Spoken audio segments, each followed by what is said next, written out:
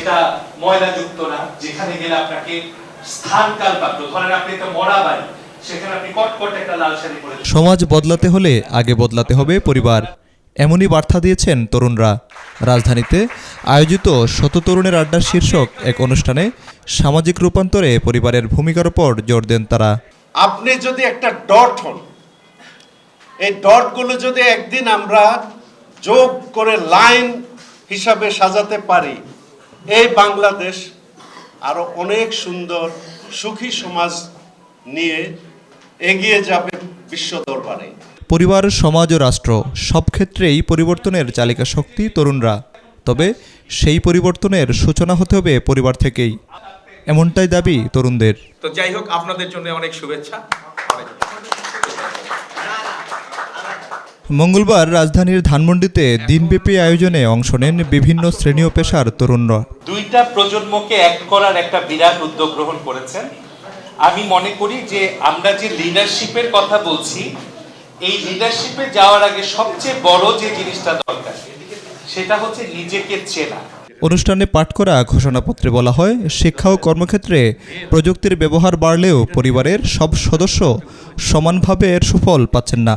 এতে তৈরি হচ্ছে প্রজন্মগত ব্যবধান। টেকসই পরিবর্তনের জন্য প্রযুক্তির সুফল সবার আগে পরিবারে পৌঁছানো জরুরি।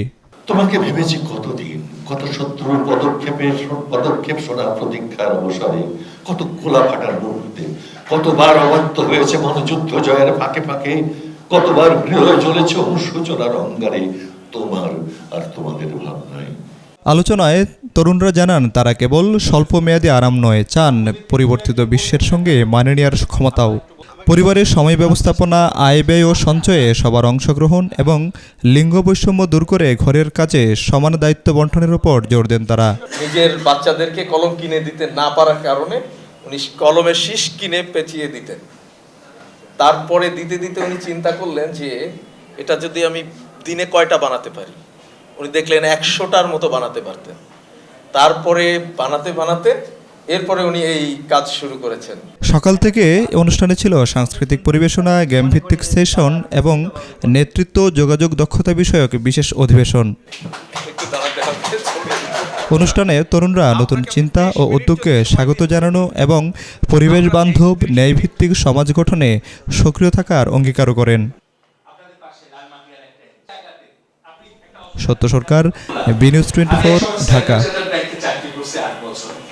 বিশ্বাস করেন, আমি চাকরি জীবনে প্রতিদিন ফিল করছি চাকরিটা আমার না। এখন ওই কোট পড়তে হবে, স্যুট পড়তে হবে, টাই পড়তে হবে, ওইটা ছিল সবচেয়ে বড় যন্ত্রণা।